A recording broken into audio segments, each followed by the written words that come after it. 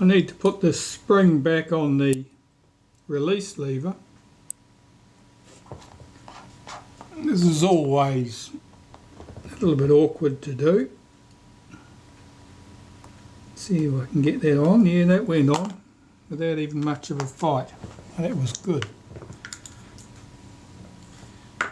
Now where the release lever passes through the body casting, I'll wipe some molybdenum paste there, and here is where the spring runs. So I'm just going to run some across there. I should better drop this into position. It's important not to damage that spring, making sure it doesn't get caught on the edge of the body. I'm guiding that pin up through the top of the body with the tip of my tweezers.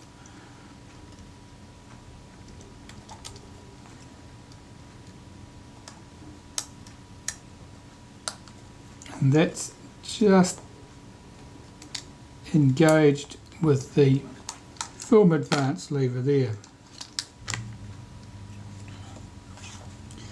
which you probably saw none of. Sorry about that. I'm going to put its spring and the knob back on the top, the screw.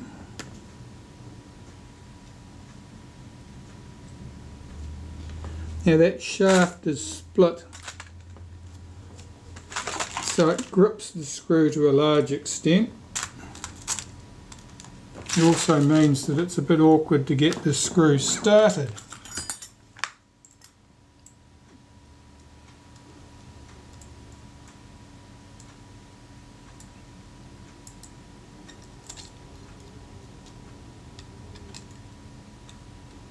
Well, that went okay. Check that it's sitting where it should be. It is. Right, I'm going to wind. What am I going to do? I'm going to release this screw at the top here and wind a full turn of advance on that take-up shaft. Let's take that off. And that's to pre-tension it. So you can't see much what I'm doing here, but I'm going to hold back that release lever and wind the film advance one full turn.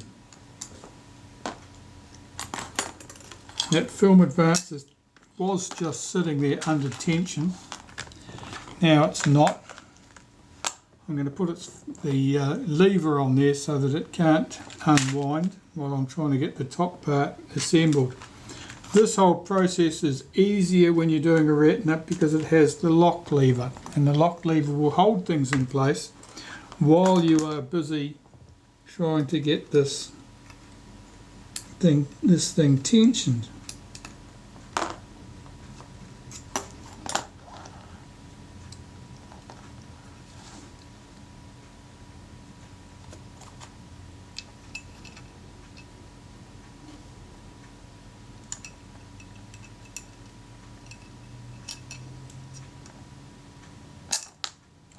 No, that just popped on me again. Right, this means war.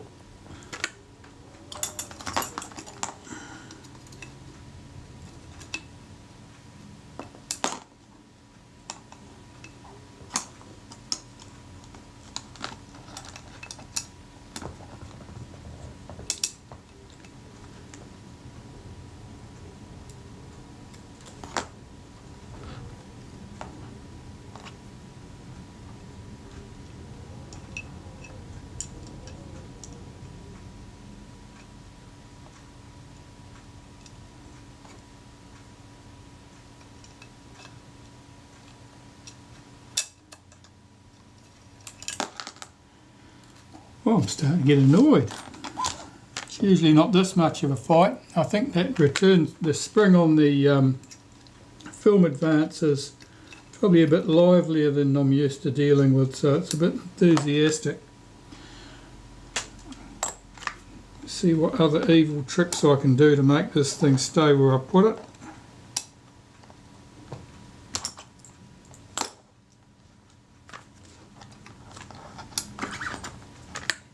Yeah, that release is resetting pretty quickly there. I'm going to wind some more tension on this spring so that it's less likely to wander away.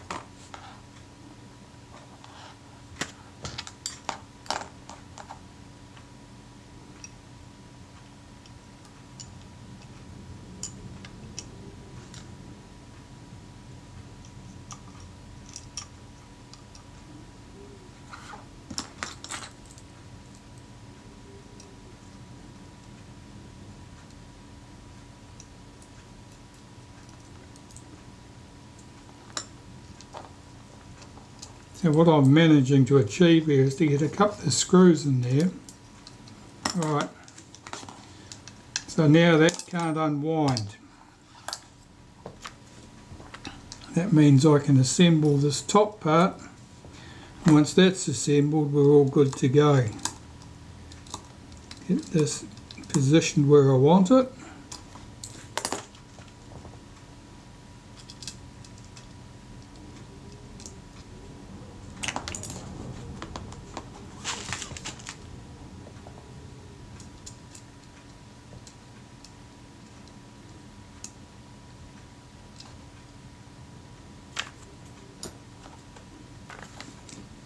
Yeah, the Retinas are, because they have the lock lever, they are much easier to deal with. I'm sure that when they made these cameras, they had jigs and things to hold things in place while stuff was happening, which of course I don't have.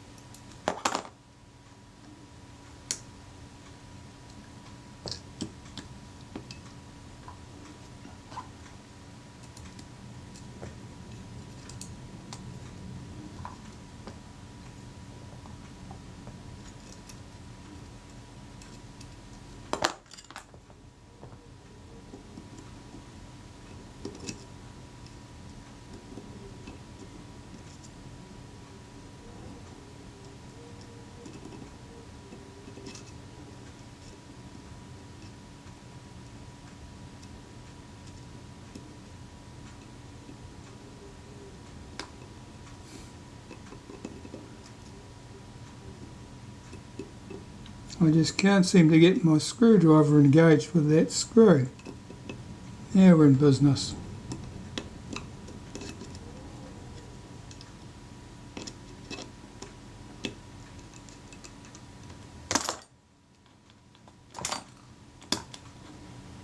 Something just dropped into place.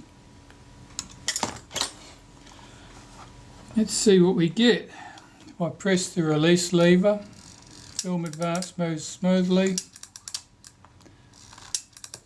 Nice return action.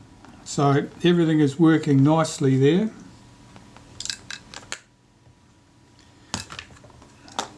I'll get that base plate on the camera.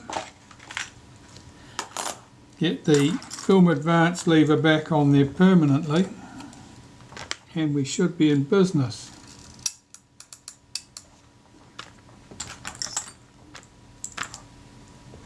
Come on, video camera, keep up.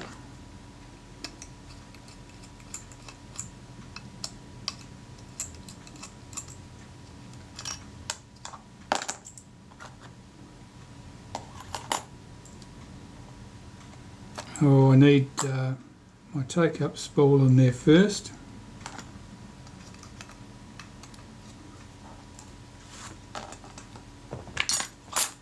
Okay, let's get that done. Now you might notice that there's been a little bit of a continuity problem, that the videos take a great jump, and it's because I hadn't started the video camera when I was getting all these components back in place.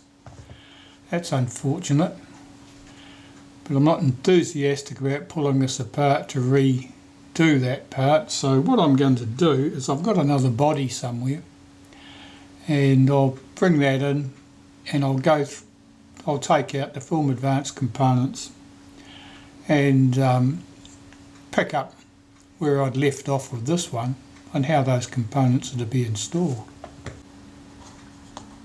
Well, the finder system on the Retinette 1A or 2A like this, or a 1B, it's all mounted in the top cover. Now, if this had been a particularly hazy, dirty finder, I'd take this all out and I would clean the body in the ultrasonic cleaner with a little bit of dish soap and some warm water, and clean the other glass manually. For the eyepiece, here we'll have a glass cover on the outside basically, and there's a little thin paper annular washer, and then underneath that there's a plastic lens eyepiece. Now that plastic eyepiece is very vulnerable to scratching. It's a very soft plastic, and I hate handling them, I hate trying to clean them. It's very hard not to end up with a hazy lens. I'm going to leave those rear pieces in place because this is a very clean example, and just remove these front components and clean those. So I'll start by removing these two screws on this strap. The strap's springy, so it wants to fling your screws into space, so it's well worth making sure that you're holding that down. Otherwise you'll lose your screws, which are black and will disappear quite nicely. This has usually got a touch of lacquer in it right in the middle here.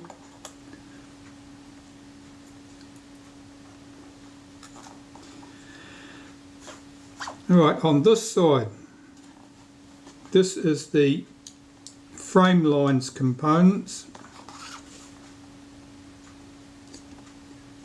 That lacquer is holding me back there. Let's see if I can break that loose. Yeah, there it goes.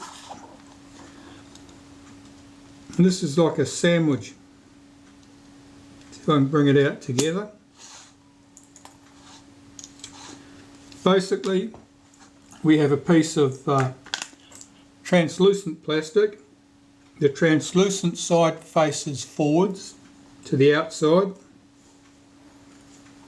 Here we have a piece of film with the frame lines on it, and looking at this, I'm just holding up to the light.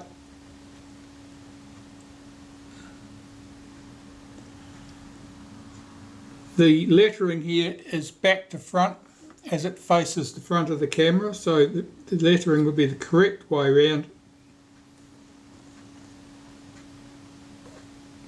Oh, I think I've got that wrong there. And here's the frame that holds it. I'll put that right in a minute. Actually, it doesn't make much difference which way those frame lines go, but we'll sort that out. The glass at the front is held in place with this spring clip, and the glass is just plain glass. On the other side, this side, the viewfinder side, we've got the same sort of spring clip there, if I can get it out.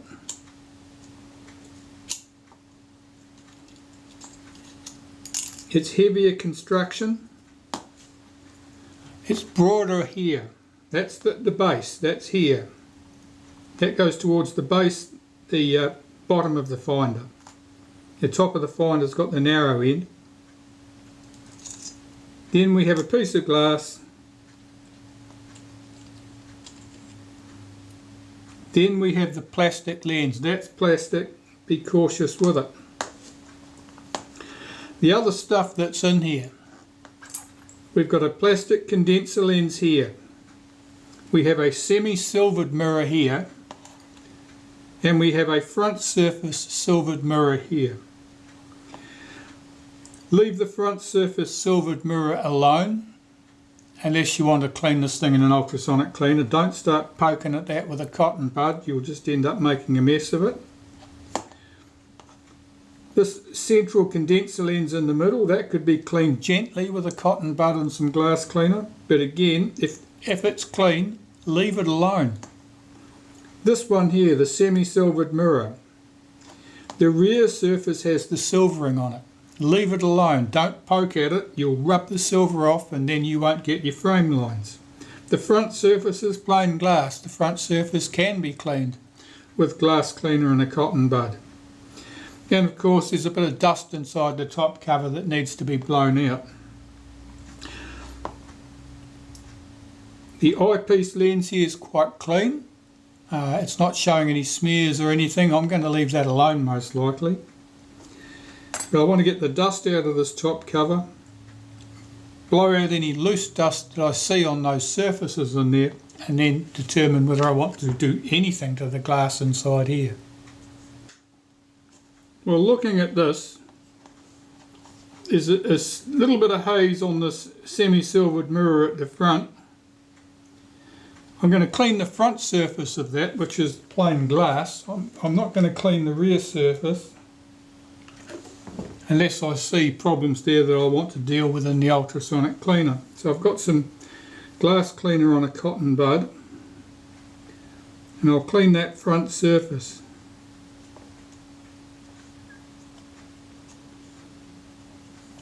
Now, all things being equal, at least half that haze is going to be on this front surface.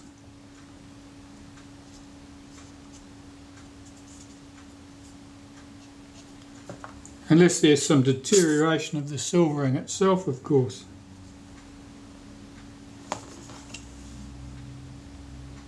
And I can see I've removed the haze from that front surface completely.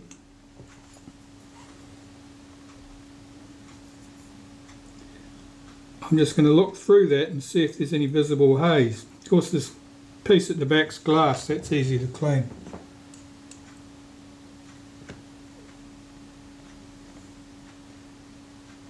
Of course, I haven't got a lens on the front, so I can't see a focused image, but that looks clear. I'm not seeing evidence of haziness there, so I'm quite happy with the state of that. And that rear eyepiece lens here, the one that I can see here, that's actually plastic, and as I say, it shouldn't be cleaned unless you need to. Well, looking in from the back, that looks very clean. I can't see anything on the surface of it from here, so I'm not going to poke at it. I'm going to leave well enough alone. One of the important things when you're dealing with old cameras in general is parts. New replacement parts are frequently not available, or can only be taken from an organ donor, which is probably going to cost you as much as the camera you're already trying to fix. So don't go looking for trouble. If something doesn't need to be fixed, leave it alone. Leave it alone. If it's a minor issue, and often things like viewfinders, there may be some minor issue there of haze on a surface or something that appears like dirt but might actually be the silvering deteriorating. You start poking at it, you may well end up with a much bigger problem than you started off with. So sometimes you have to accept imperfections. You have to understand that when something's 60 years old, you're probably not going to get it back to brand new condition. That doesn't mean it's going to be a useless thing. It just means that it's showing its age a bit. There's nothing wrong with that. Right, that part went quite well. I'm going to clean up the rest of this top cover, and then I'll clean up these other glass components that I've got here for the finder and put them back in place. Well, I cleaned that glass. There was nothing exciting about it. I just used some domestic glass cleaner, cleaned those two pieces of glass. There wasn't really an awful lot else I needed to do to this. Blow the dust out, make sure everything is as clean as possible. That finder is very nice. It's a very good example of a retinette. As I say, the components, some of these components are plastic. they'll get a certain amount of dirt and stuff on them, and if people have had a poke at them and tried to clean them, they often go very hazy. This is nice and clean, so it's a good example. Before I close up the top of this camera, I'm just making sure I've got everything tight. And I'll put a drop of lacquer on that screw to make sure that can't wander loose. Now the chrome trim goes back on this top cover.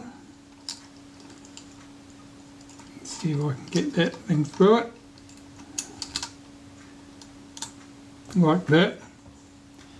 And we have the, I was going to say strap lugs, but they're not strap lugs. They simply hold the top cover on. The brackets to hold the top cover on go on at each end here.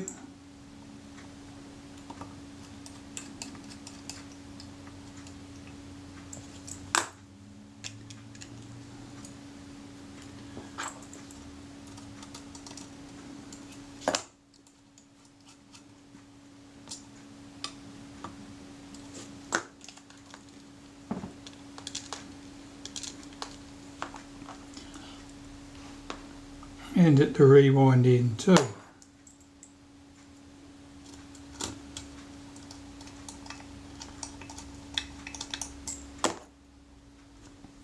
I'm keen to get that top cover on as quickly as possible because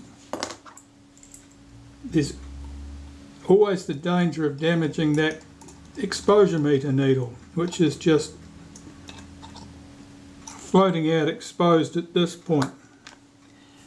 And you know, you just don't want to be doing anything with that at all, really.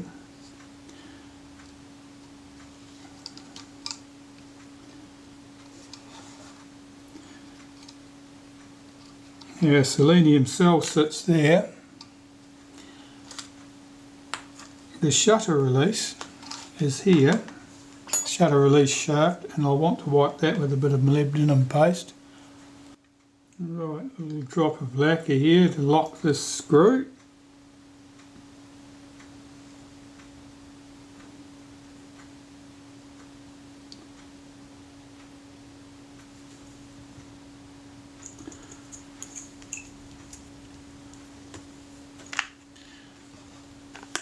My shutter release is here. I'll just give that a wipe of molybdenum paste. That's an odd colour.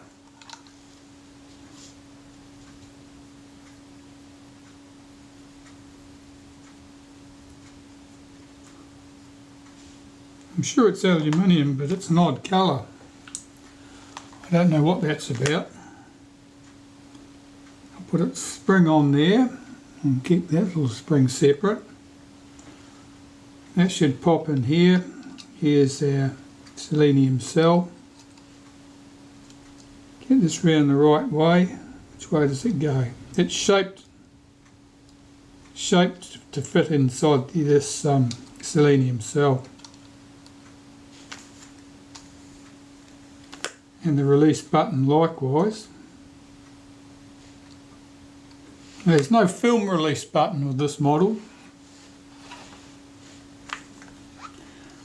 See if I can get the top cover on. I've got to get it on over that selenium cell, over the shutter release button.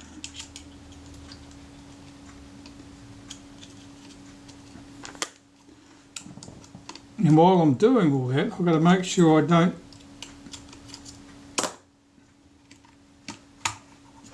force the top cover into that meter needle at the same time.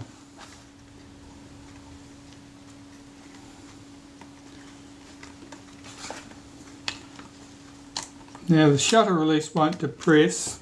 The top's not going down properly, so it tells me I've got something not quite right there. That shutter release button is rotated, I think.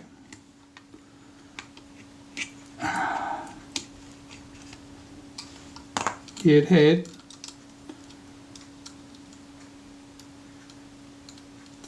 The whole flaming thing had.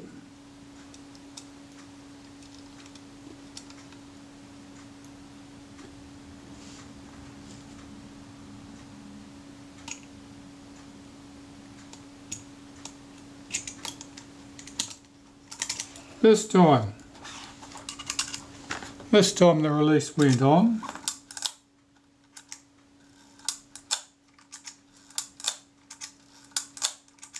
Film advance moves nicely and the top cover's on. That's the main thing. Once the top cover's on, I can relax to a certain extent because that meter needle is not exposed and vulnerable. So I'll get one of the screws on at that end and the screw at the other end of the top cover. And that'll hold that in firmly. Right, well with that in place, I want to close up the bottom of the camera here, because what I've got to do there is just put in the other screws around that chrome trim plate and get my leatherette back in place. So I better set up for that.